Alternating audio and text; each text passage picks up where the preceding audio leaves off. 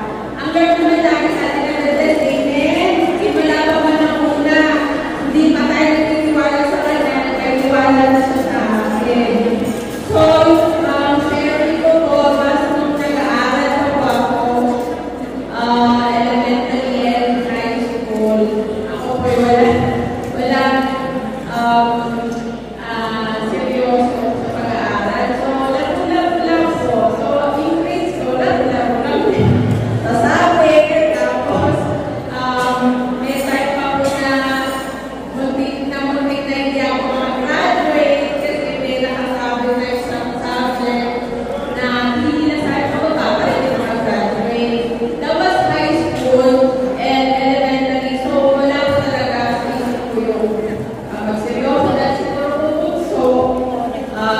Yun.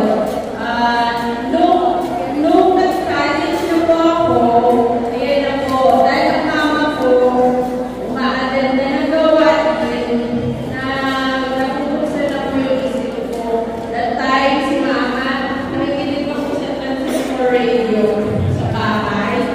So, yung isip ko na bubuksan na sa mga aral ng punong lingkod, na parang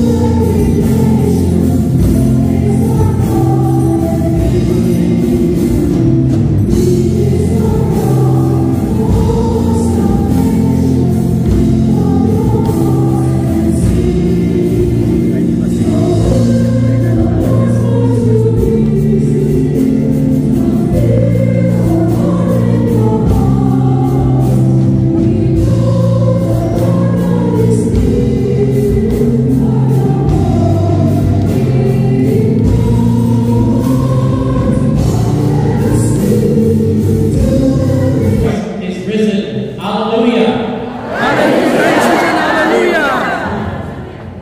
We are gathered today on this special celebration of the El Shaddai prayer movement. My name is Father Raymond LaFontaine. I am the Episcopal Vicar to the English-speaking faithful of the Archdiocese of Montreal, and it is my privilege to preside at this Eucharist today. We give praise and thanks.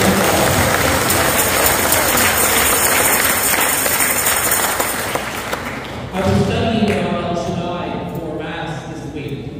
The mission of this fellowship is to proclaim to the world the greatness, the faithfulness, the power, the goodness, and the love of God. Amen? Amen. To provide relief to people whose hearts and minds are burdened with problems. Amen? Amen. To heal the spiritual afflictions of the people of our time through the infallible Word of God, and to preach the good news of salvation offered by our Lord Jesus Christ. Amen. Amen. And so we gather to celebrate together. In the name of the Father, and of the Son, and of the Holy Spirit. Amen. May the grace and peace of our Lord Jesus Christ, may the love of God our Father, may the communion of the Holy Spirit be with you all. And your spirit.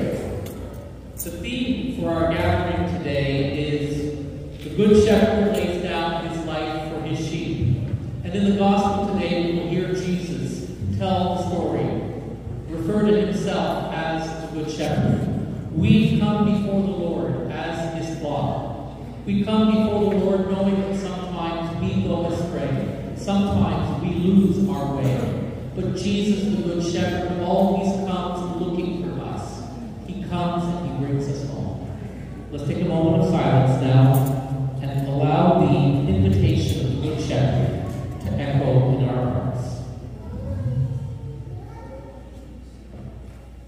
Lord Jesus, you came to gather all the nations into the peace of God's kingdom. Lord, have mercy.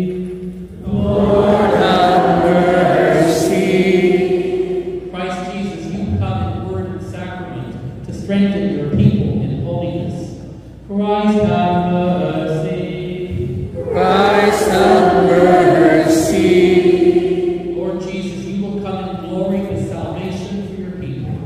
Lord, have mercy. Lord, have mercy. May Almighty God have mercy on us, forgive us our sins, and lead us to everlasting life. Amen. Let us sing the glory of our God.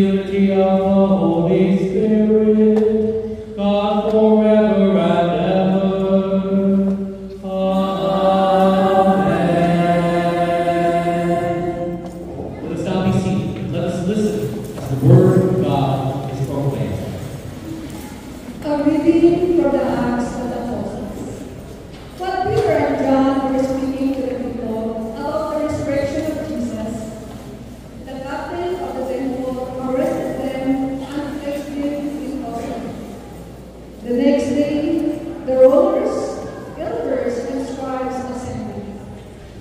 When they had made the prisoners stand in their knees, they inquired, "By what power or by what name did you do this?" Then Peter, filled with the Holy Spirit, said to them, "Rulers of the people and elders, if we are arrested today because of a good deed done to someone who was sick, and are asked how this man has been healed, let it be known to all and to all the people of Israel that this man is standing before you in good health by the name of Jesus Christ of Nazareth, whom you crucified, whom God raised from the dead. This Jesus is the stone that was rejected by you, the builders. It has become the cornerstone. There is salvation in no one else, for there is no other name under heaven given among human beings by which we must be saved." The word of the Lord. Blessed is the one who comes in the name of the Lord. We bless you from the house of the Lord. We bless you from the house of the Lord. You are my God, and I will give thanks to you. You are my God, I will extol you.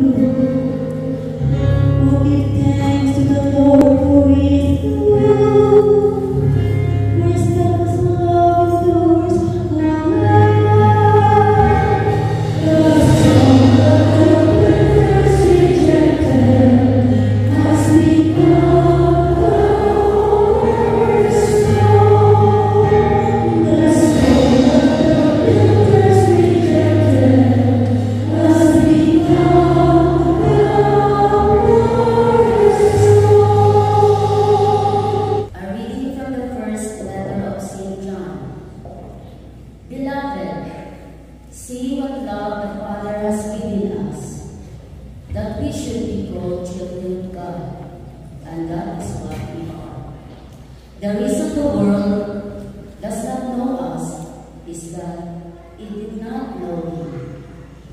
Beloved, we are God's children now, and we will be, has not been revealed. What we do know is this: when He is revealed, we will be like Him, for we will see Him as He is. The word of the Lord. Thanks be to God.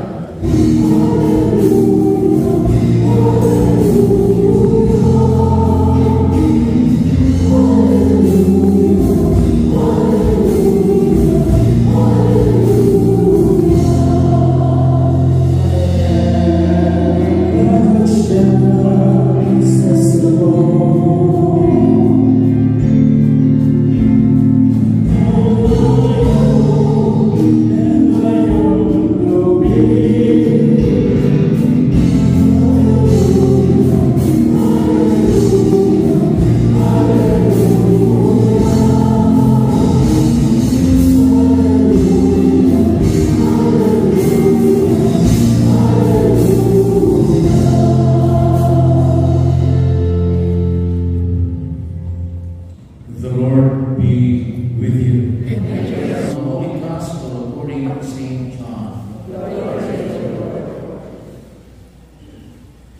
Jesus said, "I am the good shepherd. The good shepherd lays down his life for the sheep. The hired hand, who is not the shepherd and does not own the sheep, sees the wolf coming and leaves the sheep and runs away. And the wolf snatches them and scatters them. The hired hand runs away because a hired hand does not care for the sheep. I am the good shepherd. I know my own, and my own know me, just as the Father knows me, and I know the Father. And I lay down my life for the sheep. I have other sheep that do not belong to this fold. I must bring them also, and they will listen to my voice. So there will be one flock, one shepherd. For this reason, the Father loves me, because I lay down my life in order to take it up again. No one takes it from me, but I lay it down of my own accord. I have power to lay it down, and I have power to take it up again. I have received this command from my Father. Sisters and brothers, the gospel of the Lord. Praise the Lord Jesus Christ. For the sheep. As we gather today on this fourth Sunday of Easter, as we gather on this weekend when the church marks the World Day of Prayer for Vocations, as we gather here in this church with the El Shaddai Prayer Fellowship to give praise and thanks and worship to God, we hear in the Gospel today the image of Jesus as the Good Shepherd. Because we are praying for vocations, I know that you are very well aware of the fact that priests and deacons and consecrated religious are not the only people who have vocations. Do you have a vocation? Yes. Of course you do. Every single one of us here has been called to life by a loving God. That God has invited you through baptism to become followers of Jesus, to grow in holiness, and to share in His mission of proclaiming His gospel. And that we do that in word and in deed. We do it with all the gifts that God has given us and all the limitations that exist in our lives. Whatever our work, whatever our state of life, God has called you, and you have responded. This is the whole dynamic of what it means to be a Christian, to be chosen, to be called, to be sent by Jesus to share in His mission. And in the Gospel today, we hear one aspect of that mission that Jesus has entrusted to us, which is the task of shepherding. I am very blessed to be surrounded by a number of my royal priests here on the altar, and I'm sure all of them in their own way are very good shepherds. Are you guys good shepherds? Amen. Are they good shepherds? Amen. So, from Jesus' perspective, what does it mean to be a good shepherd? First of all, we have to remember that to be a good shepherd is not just a job. It's not just a set of tasks to be fulfilled. The Good Shepherd is the one who cares personally for each of the sheep. He knows them by name, they know His voice, and they follow Him. The bond between the shepherd and the flock is a bond of trust. And good shepherds have a special love for any of the sheep who have gone astray, the ones who need them the most. In times of danger, they will not run away, and they will even lay down their lives for them. This is the kind of shepherd that Jesus is. He says, I am not like the thief who comes to kill or destroy. I am not like the hired hands who do the job, but with no real care or commitment. For Jesus has come that we might have life and have it in abundance. This year, our Holy Father, Pope Francis, has written a special message for the World Day of Prayer for Vocations. And he reminds us that we are all called to sow seeds of hope and to be builders of peace. Listen to these words from our Holy Father, Pope Francis. Each year, the World Day of Prayer for Vocations invites us to reflect on the precious gift of God's call to each of us, to participate in His loving plan, and to embody the beauty of the gospel, whatever our state in life. Hearing that divine call is the surest way for us to fulfill our deep desire for happiness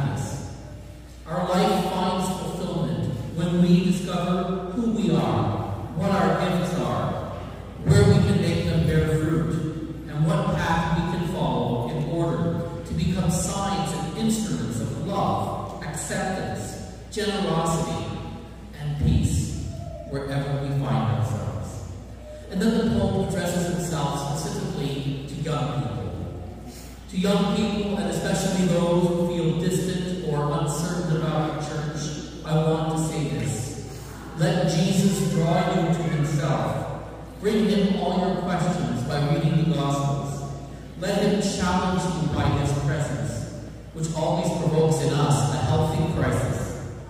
More than anyone else, Jesus will respect your freedom. He does not impose, but he proposes. Make room for him, and you will find the way to happiness by following him. And should he ask it of you, by giving yourself completely to him. We are all called by God. And we are called to share in the ministry of the Good Shepherd. Obviously, priests and pastors do it in their own way, but we all exercise leadership in one way or another. I read a really beautiful book recently by a man named Chris Lowney, and it's called Everybody Leads: How to Revitalize the Catholic Church. And it's a beautiful meditation on how every one of us has a situation in life in which we take responsibility, in which we help to guide or shape others. Think of parents and grandparents. Think of the lay leaders in your fellowships. Think of all the places at work and in society that we exercise that share in the mission of Jesus. You know, throughout our diocese right now, I think of all the young people who are preparing for their confirmation. I had the privilege last Sunday to be at the cathedral and to speak to over 500 young people who were there with their sponsors and family members to prepare for their confirmation on their Holy Spirit Day. And today I get to be with you to celebrate your Holy Spirit Day. But we are all here today because of the generous support and witness of so many people. Whether it was our parents and our grandparents, whether it was our family members, our teachers, our catechists, our pastors, religious men and women, they are all people who were there for us as we were discerning our path in life, as we were seeking to answer the call of God. And he wants all of us to be open to how the Holy Spirit speaks through these people. And you know in your own experience that you are called to share in the ministry of Jesus the Good Shepherd. You do it as parents, you do it as spouses, as a caring friend, a supportive co-worker, perhaps as a mentor, a concerned citizen, an involved parishioner, a pastoral visitor.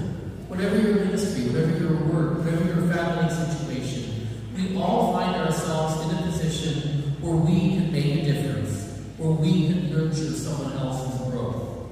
And that can be scary, especially if we lack confidence in ourselves, if we only see our limitations and don't see our gifts. That's one of the beautiful things about movements like El Shaddai and the movements of the Charismatic Renewal, which really help people get back in touch with the charismatic gifts of the Holy Spirit.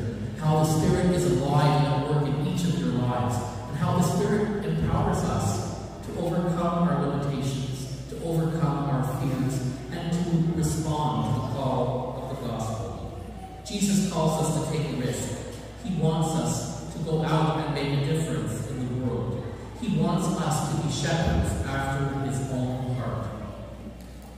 There's a famous priest named Father Henry Nouwen, who wrote many books about ministry. He was a very successful professor. He taught at all the big universities like Harvard and Yale. He was a best-selling spiritual author. His books reached millions of people. But he often felt disconnected and restless and empty. He found himself always complaining about being too busy, but he was felt lonely and rejected if people weren't calling him and asking him to do things. Eventually, he left all his big academic posts and he became the pastor of a large community in Toronto, working with the physically and mentally handicapped. And he wrote this about his experience and what that taught him about being a good shepherd.